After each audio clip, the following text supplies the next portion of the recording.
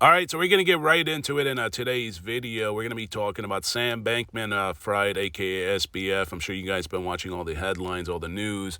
This guy just recently got arrested. So these are the court documents.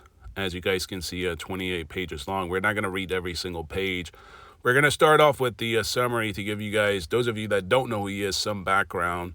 So from May 2019 through November 2022, he was engaged in a scheme to defraud equity investors in FTX, the crypto asset platform of which he was CEO and co-founder. At the same time, he was also defrauding the platform's customers.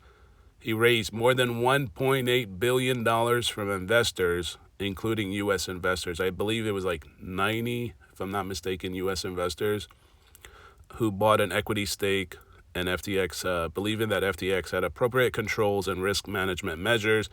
Unbeknownst to those investors and to FTX trading customers, he was orchestrating a massive years-long fraud, diverting billions of dollars of the trading platform's customer funds for his own personal benefit and to help grow his crypto empire. Now, on the second page, the last sentence, but from the start, he improperly diverted customer assets to his privately held crypto hedge fund, Alameda Research, and then used those customer funds to make undisclosed venture investments, lavish real estate purchases, and large political donations. Wow. I think CoffeeZilla, this is another YouTube channel, shout out to CoffeeZilla. He kind of broke into details about the political donations because it seemed like it was done like under the table. He had like a phrase for it. And as far as the lavish real estate properties, I heard this guy was living in the Bahamas. This is where apparently he just got arrested. And the property was like some $40 million or $50 million. I think it was like a condo. Crazy amount of money. I mean, we're talking about billions and billions and billions of dollars, not millions, billions. From 2019 to 2022, that's what, like 3 years?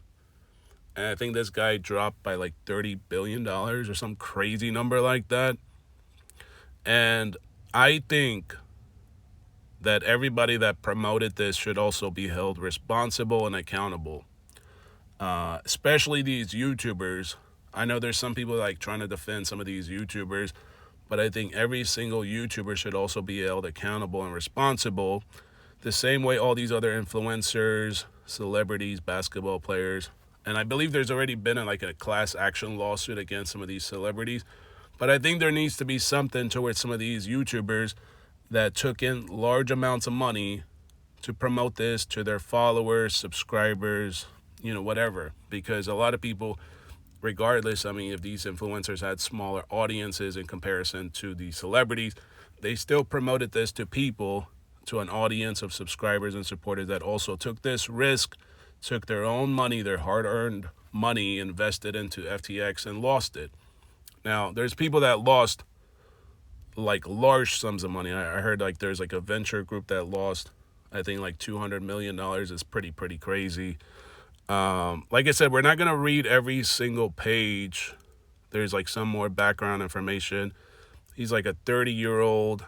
And then as far as his like hedge fund, Alameda Research, I read somewhere, I think it was in here actually, that his girlfriend, or I guess ex-girlfriend, who knows, she was like the CEO of that company, and there's like 2 other individuals that are also associated with FTX.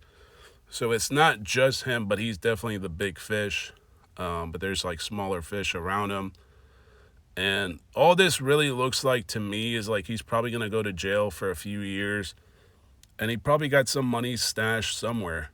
So I think these investigators really need to find out where the money is at, where he's storing some of this money, whether it's offshore. Because if he does like a couple years and comes out, he's still a multi-millionaire. I think right now some people are estimating that he's worth $100 million, which is still a lot of money. But I wouldn't be surprised if he has a $1 billion stash somewhere when he does come out of jail after a few years. But anyways, let me know what you guys think in the comment section. Make sure you guys like, comment, and subscribe. Thank you guys so much for watching.